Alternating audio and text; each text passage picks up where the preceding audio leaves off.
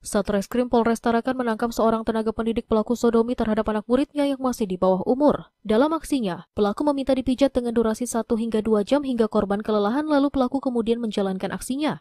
Tenaga pendidik harusnya bisa berperilaku dan memberikan contoh baik yang bisa ditiru. Namun itu tidak berlaku bagi MS. Pria berusia 26 tahun ini tentu saja perilakunya tidak boleh ditiru. Bagaimana tidak?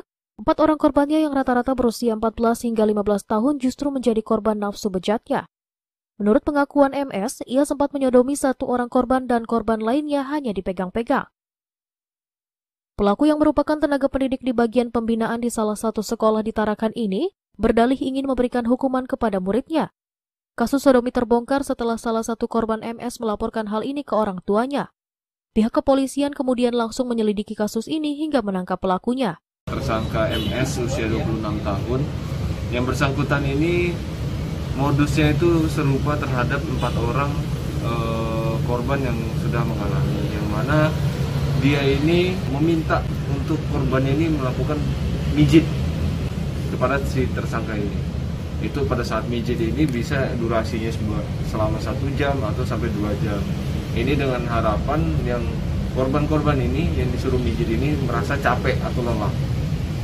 Jadi pada saat dia sudah capek atau lelah, sampai dia tertidur, jadi si tersangka ini langsung menaburkan bedak lah kepada yang bersangkutan.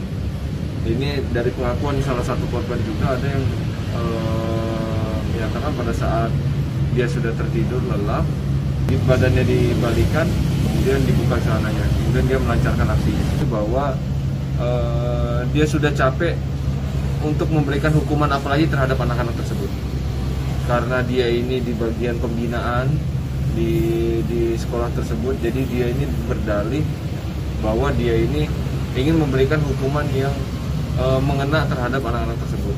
Tapi itu kan semua salah, karena yang dilakukan ini merupakan suatu tindak pidana. Dari 4 korban yang sudah kami periksa, ini ada yang mengakui, ada yang sudah pernah terjadi dan ada yang belum. Dan itu rata-rata terjadi pun hanya 1 kali terhadap mereka. Dan yang terparah ini memang yang terakhir sampai melaporkan ke kami itu sampai jelas. Polisi masih mendalami dan mengembangkan kasus ini untuk mengetahui kemungkinan apakah pelaku pernah menjadi korban sodomi.